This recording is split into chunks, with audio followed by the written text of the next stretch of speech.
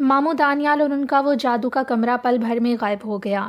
اس کے بعد ایک لمحے کے لیے ہر چیز دھندلا گئی۔ اس کے بعد اشر کو ایسا محسوس ہوا جیسے کہیں اوپر سے ہری ہری اور بڑی لطیف سی روشنی اس پر پڑ رہی ہے۔ نیچے کی طرف اندھیرا تھا۔ وہ یہ نہ سمجھ سکا کہ وہ کھڑا ہے، بیٹھا ہے یا لیٹا ہے۔ اس کے آس پاس کچھ بھی نہ تھا۔ وہ سوچ رہا تھا کہ شاید میں پانی کے اندر ہوں۔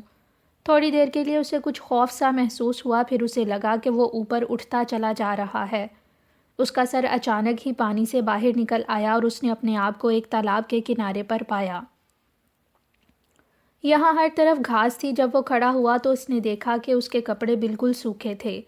وہ ایک چھوٹے سے تالاب کے کنارے کھڑا ہوا تھا جو ایک جنگل میں تھا۔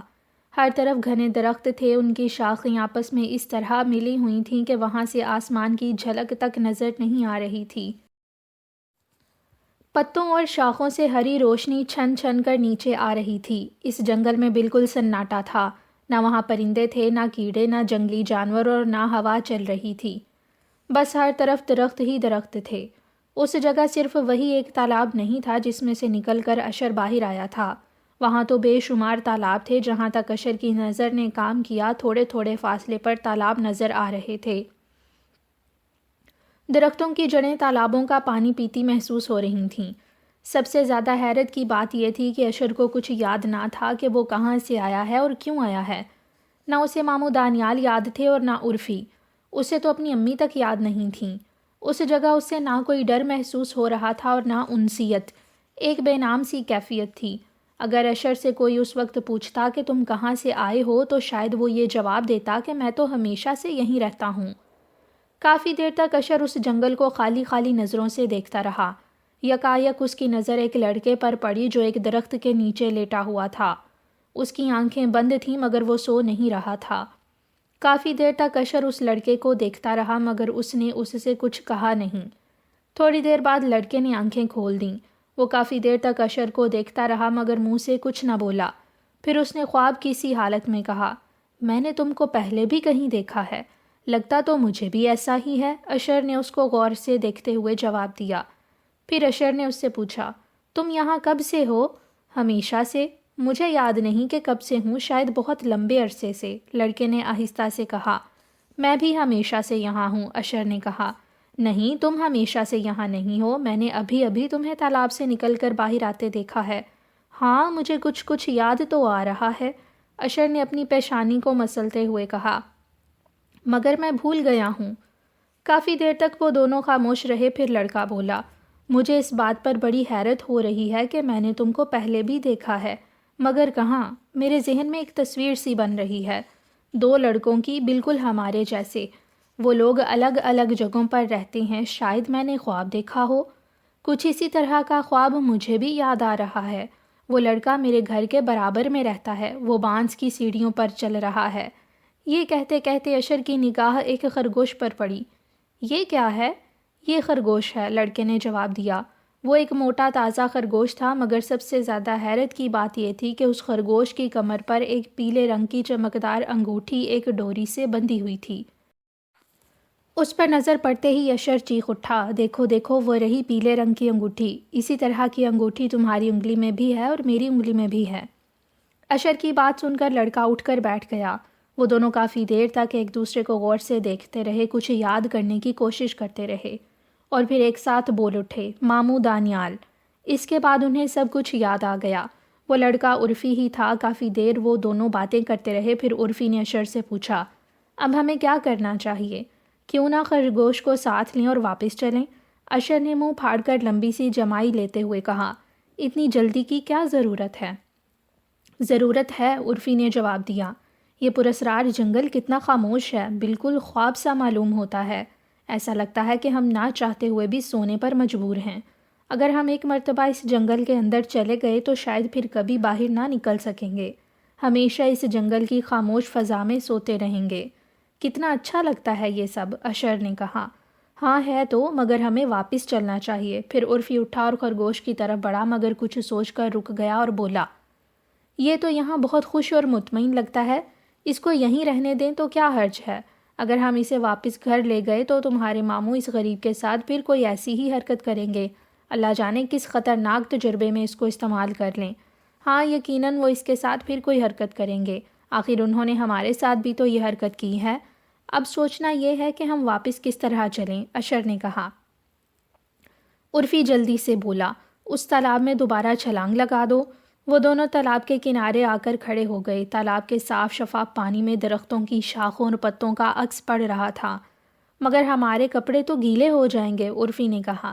جب آتے وقت گیلے نہیں ہوئے تھے تو اب کس طرح ہوں گے، اشر نے جواب دیا۔ کیا تمہیں تیرنا آتا ہے اشر؟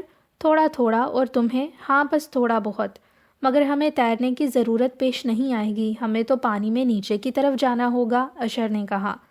ان دونوں نے ایک دوسرے کا ہاتھ پکڑا، 1 2 3 کہا اور آنکھیں بند کر کے تالاب میں چھلانگ لگا دی۔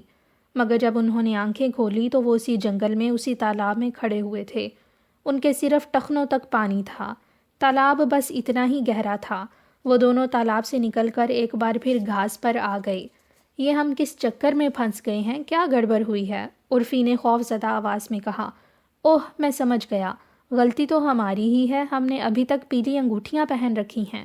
یہ تو دوسری دنیا کے سفر کے لیے ہیں، واپسی کے لیے نہیں۔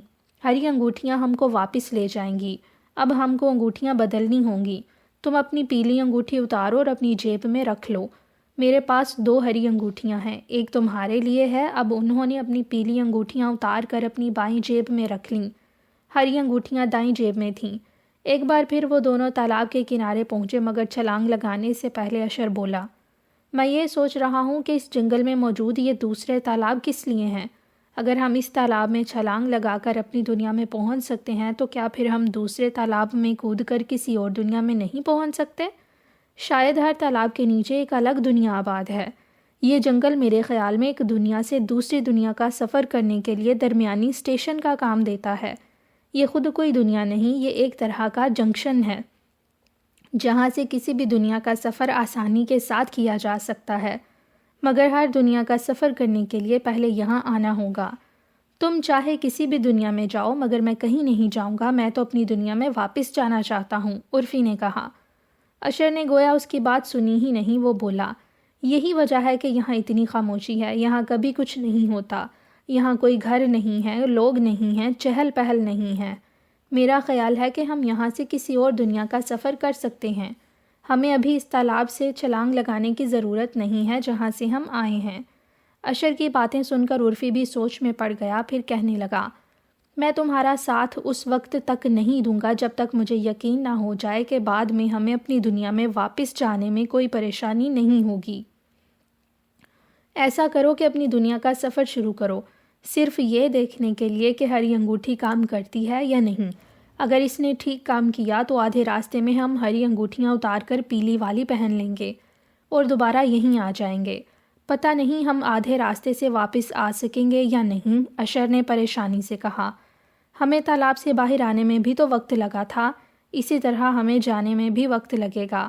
مجھے تو اس بات کا پکا یقین ہے، عرفی نے اسے سمجھایا۔ اشر کچھ دیر سوچتا رہا، پھر آخر میں اس کو راضی ہونا ہی پڑا، کیونکہ دوسری صورت میں عرفی نے ساتھ دینے سے صاف انکار کر دیا تھا۔ وہ ایسا ڈرپوک نہیں تھا، لیکن اسے انجانی جگہوں پر جانے کا کوئی شوق بھی نہیں تھا۔ اس کے برعکس اشر کو نئی نئی چیزوں کی کھوج لگانا اور انجانی جگہوں کو دیکھنے کا جنون کی حد تک شوق تھا۔ تھوڑی بہت بحث کے بعد وہ دونوں ہری انگوٹھیاں استعمال کرنے پر تیار ہو گئے۔ انہوں نے ہری انگوٹھیاں پہن لیں اور 1 2 3 کہہ کر تالاب میں چھلانگ لگا دی۔ اس بار وہ کامیاب ہوئے۔ یہ بتانا بہت مشکل ہے کہ انہیں کیا محسوس ہوا، کیونکہ ہر چیز بہت تیزی کے ساتھ ہوتی چلی گئی۔ شروع میں ان کو سیاہ آسمان پر چمکدار روشنیاں حرکت کرتی نظر آئیں۔ اس کے بعد وہ سیارہ مشتری کے بالکل قریب سے گزرے، اتنے قریب سے کہ ان کو اس کا چاند تک نظر آ گیا۔ ایک لمحے بعد ان کو مکانوں کی چھتیں اور ہرے بھرے جنگل نظر آنے لگے۔ جب انہیں اپنے شہر کی جامع مسجد کے اونچے اونچے مینار نظر آئے تو انہیں یقین ہو گیا کہ وہ صحیح سمت میں سفر کر رہے ہیں۔